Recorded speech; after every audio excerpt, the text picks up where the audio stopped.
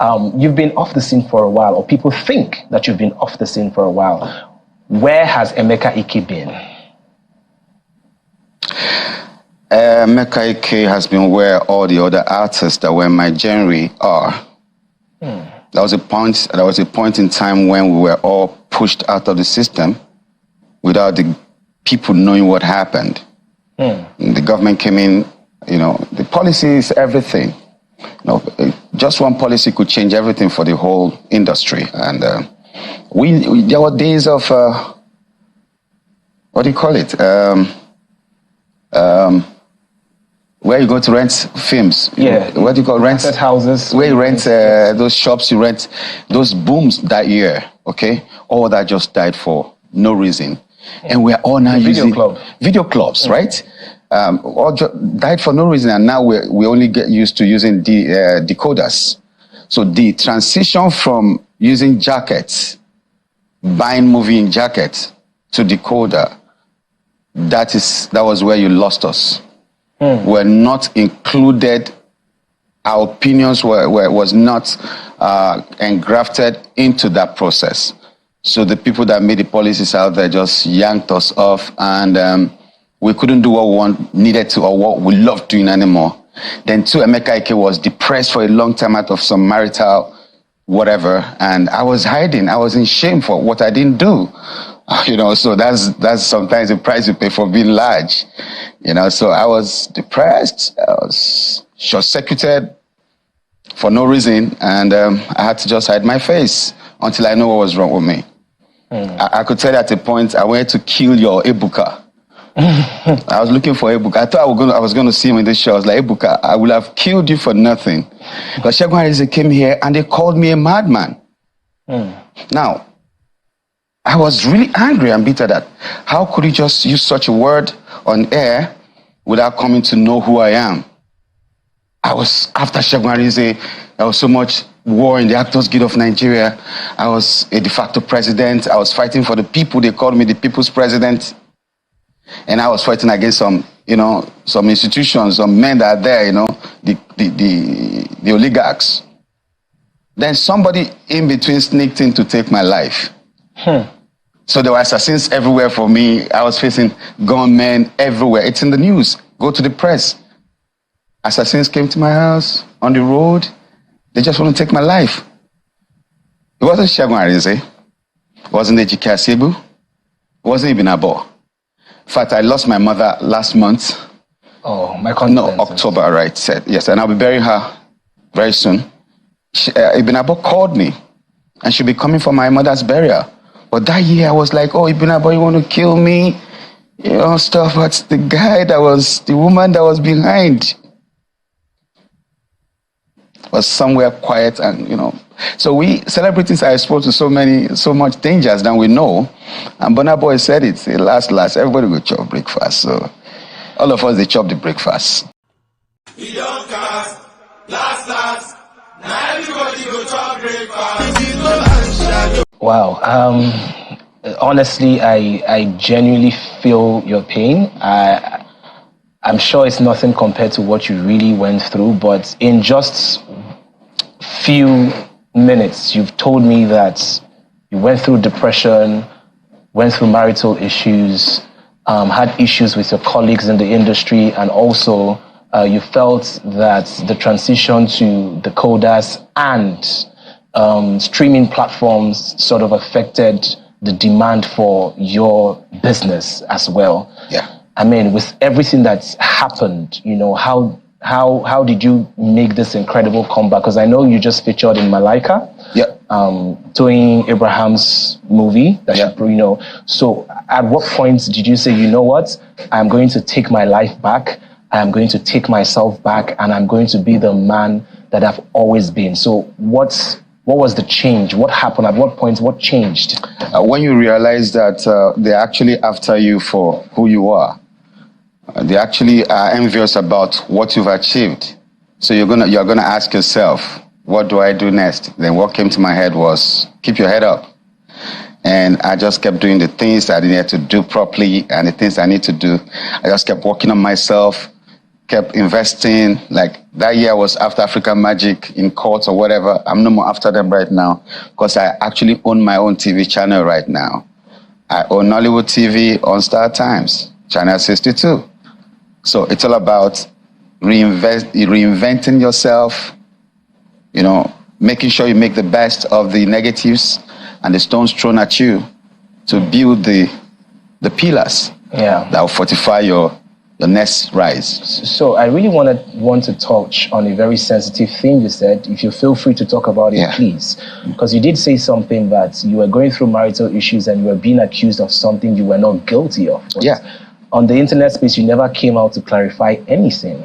Yeah, it's difficult to clarify yourself because the same people that are bullying you on the internet, they are still there. They're going to say, whatever you say, they were like, no, don't mind him. He's still missing her. Why? Go ahead, move on. They just make you feel like, what's going on? And if you are not prepared to handle it, you'll be crushed. Okay?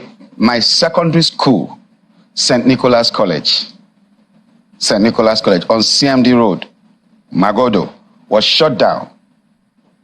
Over $480 million naira investment. That year, 480 million naira investment was shut down, and all I had was constant battery. And I was always saying, look, I don't beat this lady. What's going on? I went on air. I was like, come on, I never did. Babe, what's going on? They say I beat you. Do I? No, but you're a star, you know, they can always manipulate things and all that. So I was gullible until I discovered that she was actually the one behind this whole thing. You know, some ladies are too desperate for marriage lately. And she actually told me one time that I'm not the marriage type. I didn't understand it. So the young man needs to know that there are plenty of ladies that are not the marriage type lately. And they're the ones that get you and I first. The good ones don't show the things, the signs that you want to go to a party with a girl. But these ladies show you everything you want to see. And then when you get into it, that's a luck. So it was depressing to find out that the person you were actually confiding in knows that men were coming to your house and was making calls with them and arranging and discussing this thing. And the resolution was, okay, after it all, blackmail him. I was busy grouping with the blackmail. I didn't know it was much more than that. So it was crazy. My school was shut down. Students were told, go home. This school is shut down. This marriage is shut down. On the same day, I was on air heading for a movie shoot in America. They already knew I was traveling. They were planning it. So I had to do, I was directing a movie and I was going to act in one of the movies. So 2 movies for J&J Pictures in Maryland. So they knew I was going to be away for a while. So they took their time to plan. So I was on air when she rang the bell. And all the students came out and said, look, I'm shutting down this school right now. You all have to go tell your parents, put you in another school. I wasn't waiting for it. I came back home to nothing. My property, my house has been moved. Everything in there, because my house is in Ogudu GRA, where I built my own house. But I was staying close to St. Nicholas College in Magodo, because if a student needs attention, I should be able to wake up 2 a.m., 3 a.m. to attend to it and do what I got to do. So they had moved all the properties I have in Lagos. I lost plenty of them, like 80% of my lands, because it was just the bag I traveled to America with that I had just with me. So the documents for those lands were taken? People are bidding on my property and I'm looking at it and I feel like killing myself because I can't defend what you don't have evidence to. So it was a planned thing. So the evidence was taken? There's no evidence because you came back, they've moved your load out of the house and you can't see any piece, nothing. Your wristwatches, your awards, your pictures with presidents, everything I got as Emeka Ike was gone. It was just that box I went to America with. So connecting with Malaika was very, very easy for me because you go through a lot of resilience, bottled up emotions, anger, confusion, misconstrued truths, making you feel manipulation, and you never know where it's coming from. Sometimes you want to please this person for the other person, but you don't even know that she's actually manipulating you. So I feel sorry for young men like you, especially. I don't know if you're married I was asking someone at Aminu Kano airport yesterday. I just came through Saudi Arabia last night. I'm like, I'm sorry for the young men like you that are not married. Because the narrative out there is that it's all about the money. And when they come, they don't like you for nothing. You're just a blackmail issue. And you must be popular, you must be rich, you must be a very strong banker, a successful man to be a woman beater. No carpenter is a woman beater on the social space. No bricklayer is a woman beater on the social space. You have to be successful. And there are people like Iyabo Ojo that are there to back them up and say, hey, yes, yes, yes, Kilode, Kilode. Now, your experience as Iyabo Ojo might not be the same thing with that lady, because that could be a criminal. Anybody who interacts with assassins, gunmen, is a criminal, male or female. So we need to understand that the social space is polluted in Nigeria. I'm a resident in Germany. My family also lives in Nuremberg. You don't put everything out there. You just don't go on air and post anything. So when I hear people say, it's my right, your right to abuse me, to give me a wrong image, and sorry is all I get for it, somebody needs to regulate our social space. So you said sorry is all I get for it. Has she apologized? If it was deliberate, there's no apology coming, because there's a lot to cover for. Man, I was haunted like a rabbit. Gunmen were coming to my house. Marksmen. Go to Magodo police post. You see my statements. Marksmen were in my house this afternoon. Oh, 6 men came to my house the other night. Oh, some men came with gun. Not jokes. Then I was after Segun Arinze, because then as a human rights activist, I felt, well, they're coming for me because I'm fighting against them. It was a whole lot of manipulation. Have you gotten your school back? How can you get a school back? What's his name? The Minister of Aviation now. What's his name? That lawyer. Festus Keyamo? Festus Keyamo was to be my lawyer then. He was my lawyer before I became a government man. When he saw the damage, he said, bro, let me not use that word, and move on. Leave the school. It's messed up. Because this is a moral institution where you can be criticized or for being anything corrupt. Parents will pull their kids out. Where you can be maligned or anything being said about bad misbehavior, bad character, whatever shouldn't be mentioned around you as, So I couldn't save the school because parents were already pulling their kids out when the proprietors woke up on the same day I was on air. She sent the Prado Jeep that took me to the airport. And the driver came back. She asked, where is he? He said, oh, guy's on air. He said, okay, give me the assembly bell. And the students gathered and said, I'm shutting down. Get your parents to put in another school. And it was like a burial scene. Teachers were crying because they don't know where to get the next job. Students were crying because they're going to miss their friends. They didn't plan for it. They weren't expecting it. So it was so much of confusion. Then all I got was constant battery. Constant battery. I'm like, what? Kids, do I beat your mother? No, daddy. I built for you in Lagos. It wasn't nothing. Alawade, I built for her mother. In Isoko, 3-bedroom, I built. I trained you in school. I was in Yaba Tech. My friends, some of them are deans of faculty in Yaba, in Unilag and so many universities. I just took her there, give her admission. And I changed her life. Made her a teacher. Put her into school part-time. They said, this one is pregnant too. You don't feel like jam. I said, okay, that's why we're here.